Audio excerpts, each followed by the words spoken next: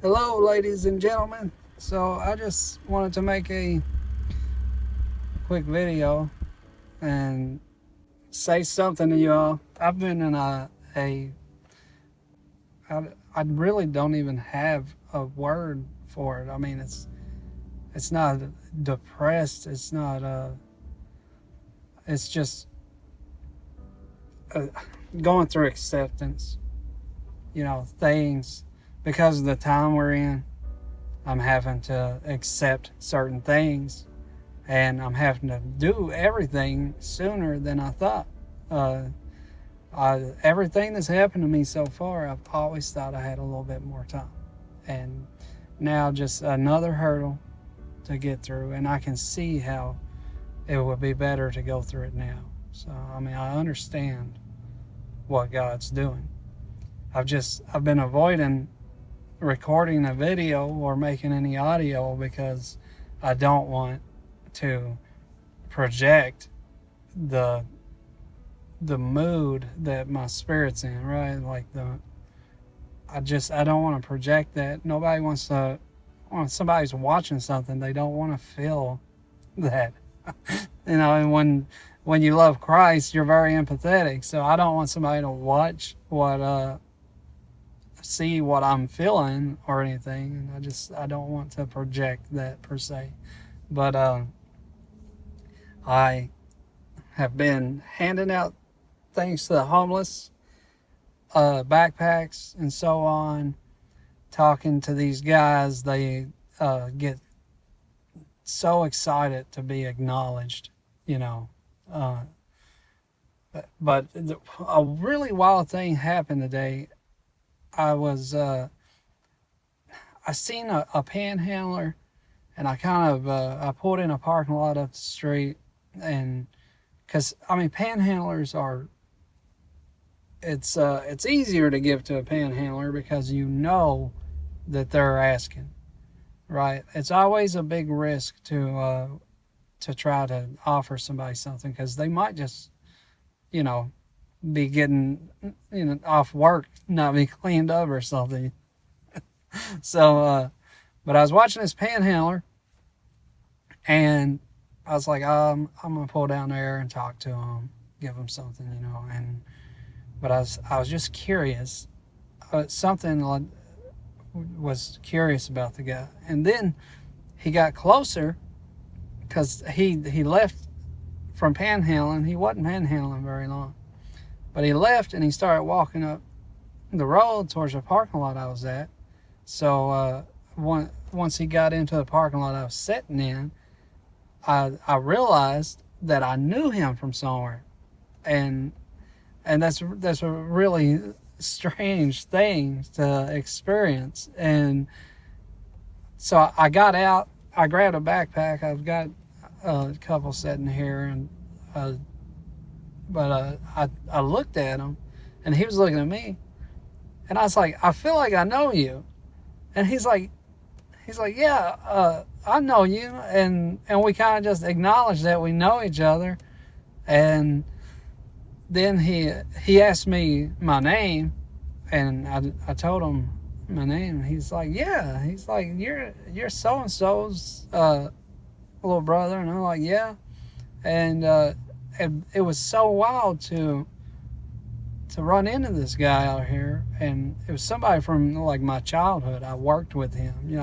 I've been working since I was little, and it was somebody that I'd worked with before, and somebody really close to an in-law of mine. I mean, I've known the guy my whole life, and it was so wild to bump into him like that. And we talked for a while, and he was telling me, his situation, and I immediately tried to get rid of any shame that these homeless people are feeling by I immediately let them know. I'm like, I'm homeless too. I'm homeless too. Somebody has blessed me with a place to stay. So I'm no better than you. And that, when I start out with that, it immediately kind of just changes everything. Like they become completely different, and they feel like they can level with me and talk to me about anything. And that was I done the same thing with this guy, and I asked him about his panhandling. I was like, how's that go? And he was telling me that somebody put him up in a motel for a set amount of time for winter. I guess there's a kind of a homeless thing for the winter where you can go through the motions, and they'll put you up in a motel for the winter. And basically they just provide you a motel. You got to take care of everything else. And the guy's beat up. He's got, like, I guess he got hit by a car or something. He's got a huge scar going down. He can't even use his arm. So and that was real, because I know we stood there forever talking, and that was legit. He wasn't faking that or nothing. He's got a messed up shoulder.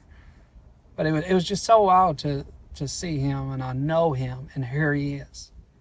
And I talked to him about how, like, the times we're in. I told him everything about the reason why I'm in my position. I'm not, people don't really know why I'm in this position, because I'm not vocal about it out of compassion. I don't want anybody to feel a certain way while I'm in this position and other people are not. I want people to feel like they should be in my position. But I told him why, and he was he agreed with me on a lot of things. But to me, like, his situation is he's ready for what's coming. Like, he's what's coming down the road with his faith. He believes in God, and it was he's ready for what's coming. He don't know what's coming, but he's ready for it when it comes. Because the less we have when this stuff happens, the better it's going to be for us.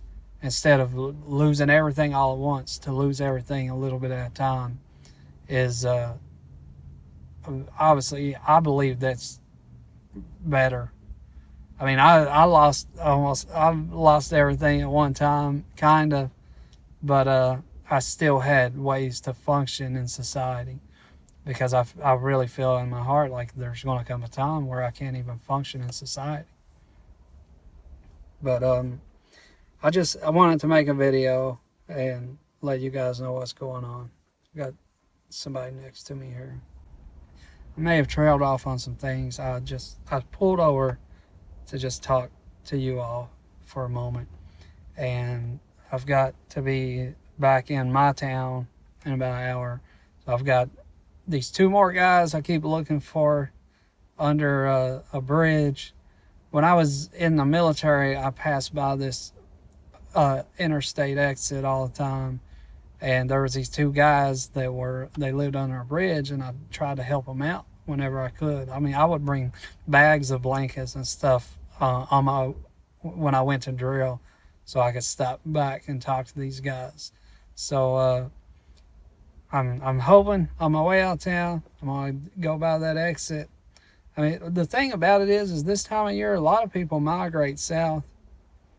I seen a tent city today. It's a pretty day, so I went back to a tent city, and it was empty. Like, all of the little makeshift things were up and everything, but it was empty. So it feels really good to get out here and do this stuff. And then when you give to somebody who is so grateful, and because you got to think, these people get help, but I'm in the position to be giving them brand new stuff with tags on it and stuff.